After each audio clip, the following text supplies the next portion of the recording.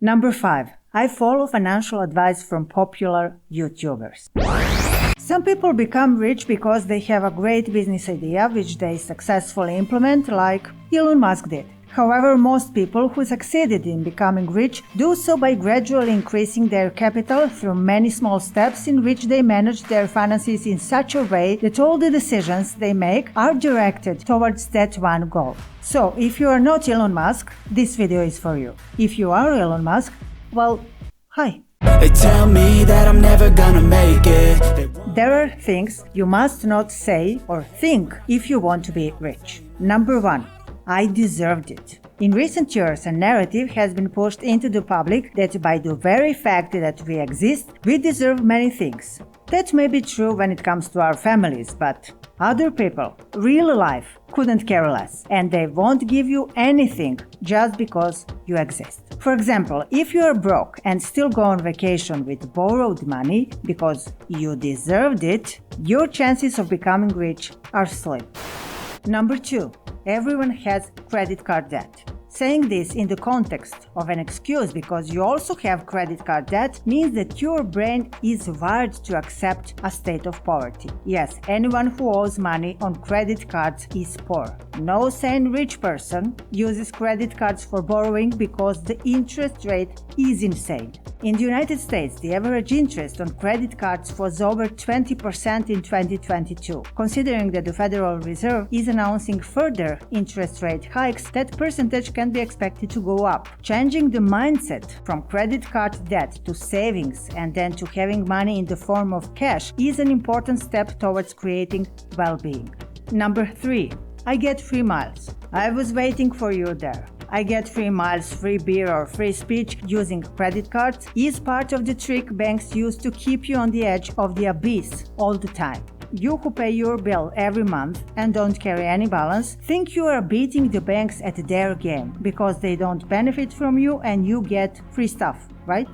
If you step out of that victory gloating for a moment and think about why banks operate in such a way that they are at a loss, you will see that it does not make sense. Would you run your business in such a way that you lose money? I don't think so. And no, I'm not talking about hidden fees. I'm talking, again, about the banks holding you on the edge of the abyss, waiting for something to happen to you when they charge you all your free miles and charge you twice the percentage of interest that they could earn in a year investing in the S&P 500. In some years, like the last one when the S&P 500 rose 4.6%, the banks made 4 times more on you. What happens to you so you fall into the abyss, you ask?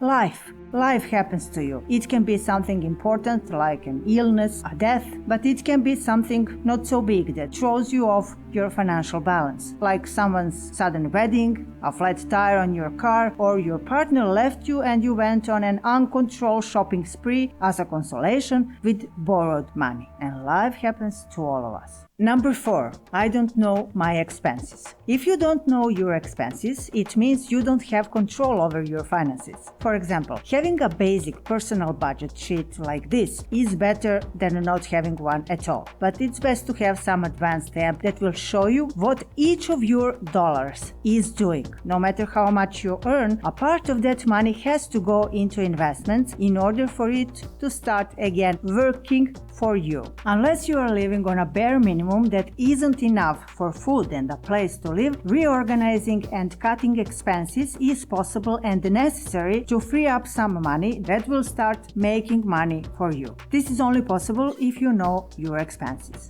Number 5. I follow financial advice from popular YouTubers. Coming from a YouTuber who teaches people about finance, this one is a good one.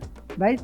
Okay, here is what is going on. I don't know any popular YouTuber. Disclaimer, that doesn't mean they don't exist. It means I haven't come across them, who has formal or informal knowledge of economics and finance, with the help of which they could get rich. They got rich by being charismatic, or because they made interesting videos, or because they know how to lie well, or because they lured their subscribers into scam projects, and for that service the creators of those projects gave them huge money. All in all, they got rich from creating YouTube videos, not from their knowledge of finance. That's a big difference. They mostly make videos on trending topics to get as many clicks as possible, and they know as much about the topic as they managed to learn by Googling it half an hour before making the video. To understand how dangerous this is, I will tell you that they are losing millions on wrong investments and due to poor money management. Some of them are even honest and say that to their viewers. It's not a big problem for them because they easily recoup that money from their real source of wealth, YouTube. But for their viewers who did the same thing as them, trusting their expertise is disastrous because they lose their life savings that they can't easily earn. There are people on YouTube who are really experts in this field, but they're usually not that popular. Number 6. I will start investing when I start making more money. I'm sure you've heard people say that the hardest thing is to make your first million. In fact, the hardest thing is to save the first $100,000. The reason for this is that initially most people trade their time for money by working for someone else. Given that the time is limited, our ability to earn more is also limited. Those who make more money in professions that require more education usually create expensive lifestyles, and that prevents them from saving because the costs are high. On top of that, not knowing about finances and investments make people feel completely lost. However, most are not in those professions and do not earn enough, so they think that the little money they can save cannot do much for them. Let me show you something. Let's say you invested just $1,000 when you were 15 and added $300 every month. After 50 years, at an average interest rate of 8%, you would retire with more than $2.1 million. I know, but you are not 15 anymore. I just wanted to show you this, what compounding interest can do for you. Now you're 25, 30, 35?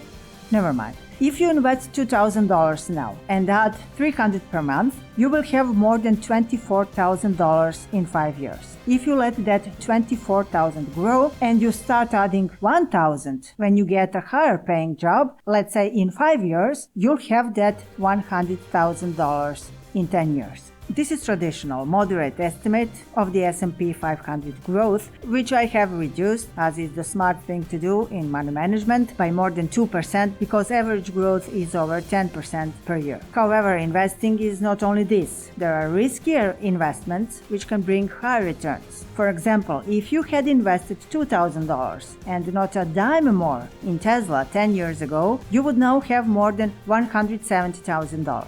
The truth is that getting rich is not easy and requires sacrifice in some part of life. Cutting expenses to free up money to invest, working 2 jobs to increase income, etc. The point is that if you train your mind to think in the direction of achieving the goal of becoming rich and make every decision accordingly, you can do it.